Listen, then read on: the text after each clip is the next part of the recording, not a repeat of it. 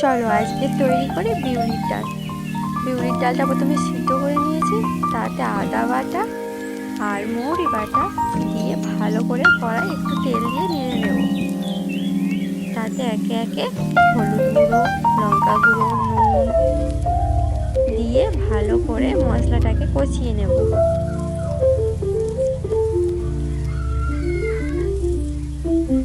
কষানো হয়ে গেলে তাতে বিউলির ডালটা, সিদ্ধ করা বিউলির ডালটা ঢেলে দেব।